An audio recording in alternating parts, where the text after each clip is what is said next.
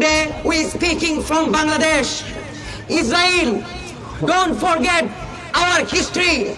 We are Muslim. Don't forget our history.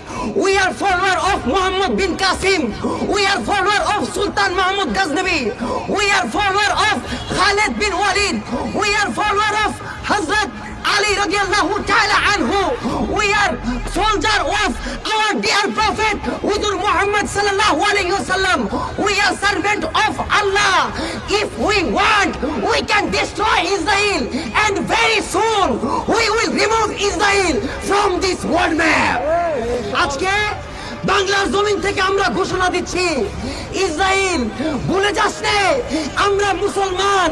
আমাদের ইতিহাস সালাউদ্দিন আইয়ুবের ইতিহাস, আমাদের ইতিহাস খালেদ বিন ওয়ালিদের ইতিহাস। আমরা আমাদের প্রিয় নবী মুহাম্মদ সাল্লাল্লাহু আলাইহি ওয়াসাল্লামের উম্মত, আমরা আল্লাহর বান্দা।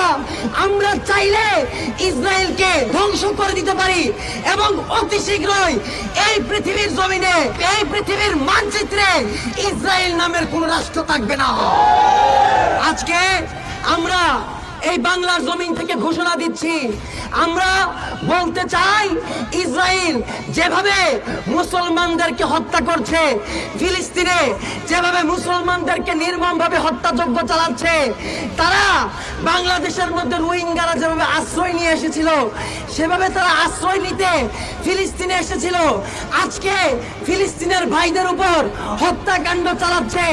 আমরা বাংলাদেশ থেকে ঘোষণা করতে চাই, যদি এই পৃথিবীর মধ্যে সবচেয়ে বড় কোন টেররিস্ট থাকে, সবচেয়ে বড় জঙ্গি থাকে, সবচেয়ে বড় সন্ত্রাসী থাকে, তার নাম হচ্ছে ইসরায়েল। আমরা এই বাংলার জমিন থেকে সমগ্র পৃথিবীর মুসলমানদেরকে বলে দিতে চাই, এই পৃথিবীতে আর একটা সালাউদ্দিন আইয়ুবী আসবে না। আমাদেরকে সালাউদ্দিন আইয়ুবী হতে হবে। আমরা বর্ডার গুলো ভেঙে ভেঙে ইসরায়েলের মধ্যে পঙ্কপালের মতো ঢুকবো। আমরা আবাবিল পাখির মতো ইসরায়েলের উপর হামলা করব।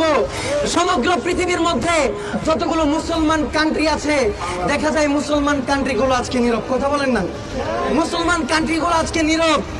মুসলমান কান্ট্রিগুলোর দরকার ছিল, আমাদের মুসলমানদের উপর ইসরায়েল হামলা হচ্ছে, ঝাঁপিয়ে পড়া, তারা আজকে ঝাঁপিয়ে পড়ছে না, উল্টো আরো মুখের মধ্যে ললিপপ নিয়ে বসে আছে। মুসলমান কান্ট্রিগুলোকে বলতে চাই, সৌদি আরবকে বলতে চাই, আপনারা যদি সমগ্র পৃথিবীর মুসলমান কান্ট্রিদের মাথার তাজ হয়ে থাকতে চান, ইসরায়েলের বিরুদ্ধে যুদ্ধ ঘোষণা করেন। ইসরায়েলের বিরুদ্ধে যদি যুদ্ধ ঘোষণা না করেন, সৌদি আরবের বাচ্চাকেও আমাদের দেখার আছে, সময় কথা বলবে।